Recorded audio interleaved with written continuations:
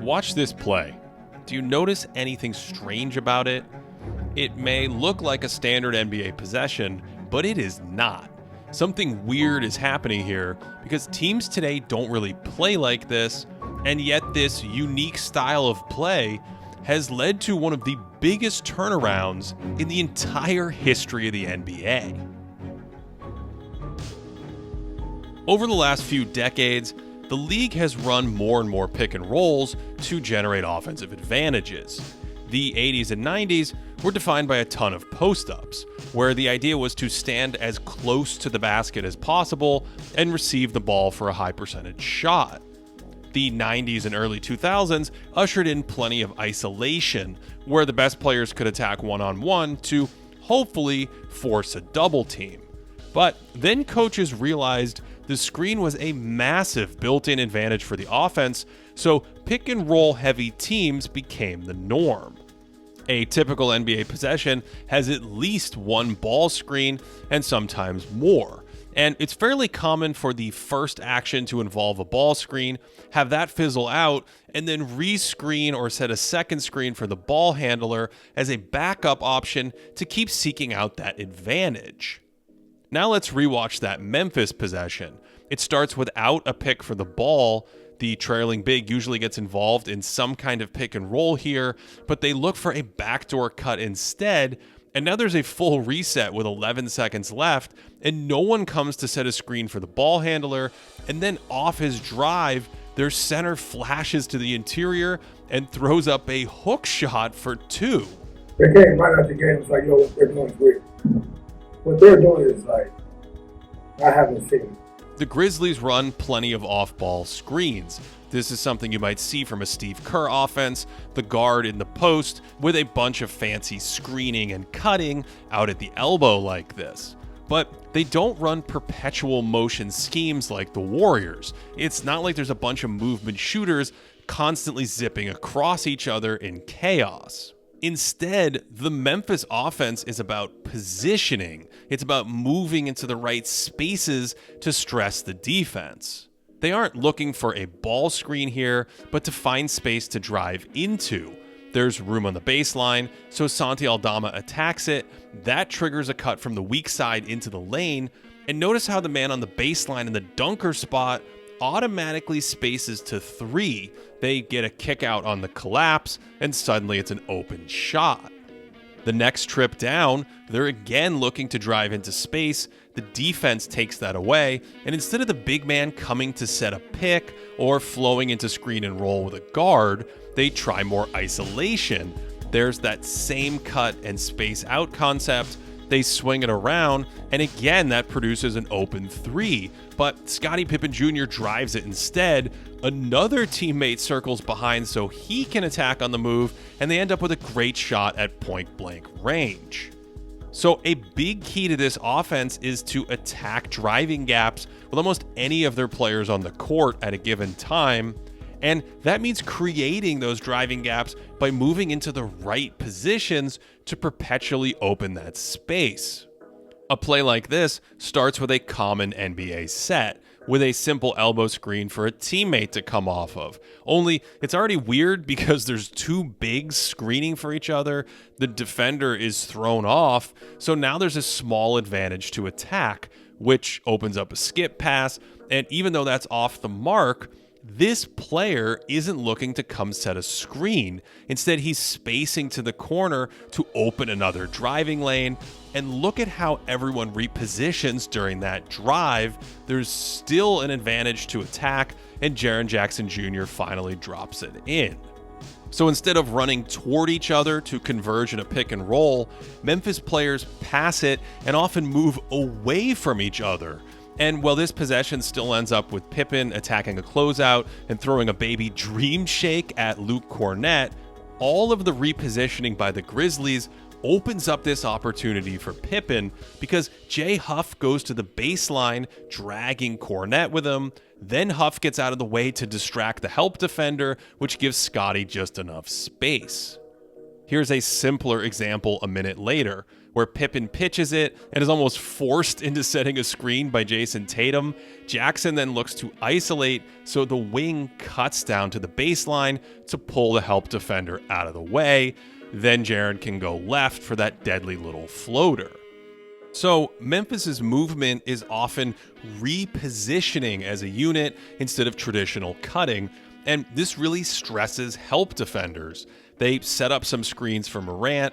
Desmond Bane drags his defender so he can't easily slide over in front of Ja.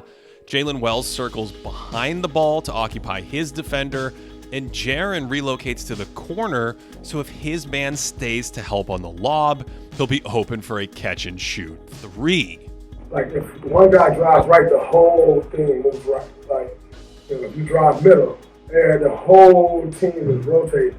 Draymond's talking about this entire offense shifting in unison, where as Morant drives left, the wing repositions to the corner, and the corner repositions along the baseline, and that occupies the help defenders to make the drive much easier. This time, the ball is headed to the right, into the middle of the floor. That pushes the top to the wing to the corner, and the corner to the dunker spot. And even LeBron is thrown off by this because defenses aren't used to all this repositioning. And I really love how they move along the baseline from position to position, where any player can slide from either corner to one of the dunker spots where they become a layup threat. This possession against Sacramento starts with Jaren in the dunker spot, but when the ball drives towards him, he needs to move away to the other block, or in this case, the opposite corner. So if his man stays to help, Jaren then ends up open on the other side of the floor. He attacks the closeout, which still requires a second defender, and that turns into a simple kick out for an open 3. And on this one, Wells starts down on the block. Morant is supposed to cut off these 2 screens, which means Wells would shift back to the near side of the court. But the Kings blow up the action, so Ja decides to cut it back to the near side, which means, you guessed it, Wells needs to move away from him to the far side. But then Ja heads middle anyway, so it's another reposition, and the third time's the charm. Opening driving lanes like this and attacking with the dribble might remind some of you of Vance Wahlberg's dribble drive motion that John Calipari popularized in Memphis. But a heavy inspiration here is new Grizzly assistant Noah LaRoche, who architected a similar offense at Division III St. Joseph's Monk a few years back. Only the Grizzlies have mega NBA talents like Ja, who is beyond deadly playing one-on-one in space, and Jaren, who is an absolute handful in isolation situations when a second defender never comes to help. As Jaren brings it up in early offense, look at the size of these wide, luxurious driving lanes, and that leaves his man on an island and is really hard to guard. Wide lanes! This is so luxurious. Also, notice how that was only an 8-second trip, because this entire system lends itself to immediate attacks in early offense. They space it out instead of setting any ball screens. Then Jackson just attacks in single coverage, and that is a 7-second possession. This one is off a make. They set up the exact same spacing, but with Bane as the ball handler. Emptying the corner gives him space to attack right, and it's a quick pull-up jumper. The Grizzlies are the second fastest offense in the entire play-by-play era, taking just 12.6 seconds on average to get up a shot or turn the ball over. Yes, that is nearly half a second faster than the 7 seconds or less Suns, and 7/10 faster than the 2023 Kings, who created a ton of problems with their pace 2 seasons ago. One of the reasons Memphis is so fast is that a number of their players can grab and go while the other 4 players run ahead to fill out the desired spacing. And when everyone has an attacking mindset, anyone can drive in isolation, and their speed and positioning really stresses defenses. Off of this made shot, they immediately inbound it to the big. He brings it up and throws it ahead, and when there's just a little confusion about matchups, that leaves a shooter wide open. And in this half, they absolutely buckled the Lakers' defense with their pace, constantly pushing the ball right down their throats.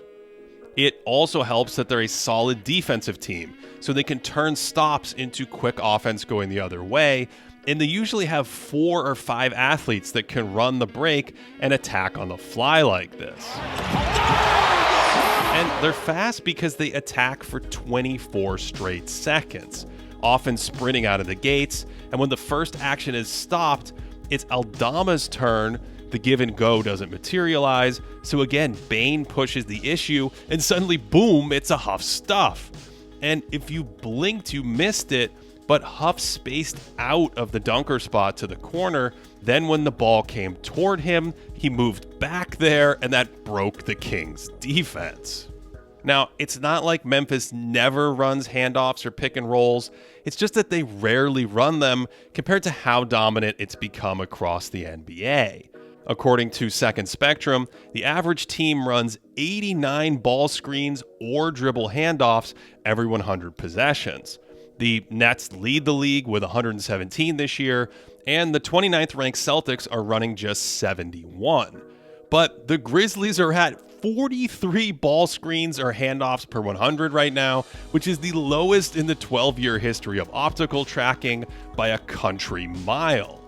Those numbers are even lower when Morant goes to the bench, since he's by far their best pick and roll player. And even when they do screen, they don't always really stop to set the pick. Bane comes toward the ball for a change, only to ghost the pick by avoiding any contact. Then he can backdoor into all that beautiful space.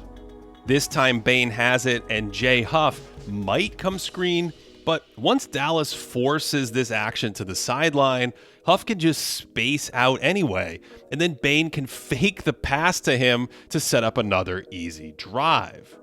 The Grizzlies are first in the league in field goal percentage at the rim and first in points in the paint. And as of right now, they have the second largest offensive improvement in NBA history, adding nearly 12 points to their offensive efficiency when compared to league average. And their offense is ranked 5th, which might be the second most impressive turnaround we've seen after Steve Nash's Suns. And because they haven't sacrificed any defensive principles, Memphis might be looking at the biggest single-season turnaround ever. And yes, they were decimated by injuries last year, but they've also been better in 2025 than they were in 2023. And they're doing it while playing like absolutely no one else has in the modern NBA. It's unclear how much of this will hold up in a playoff setting, or if defenses just need time to adapt to these concepts. But right now, this team is fast, aggressive, and a handful to play every night, and they've basically done all this by abandoning the most successful play in the sport's history and rarely running any pick and roll.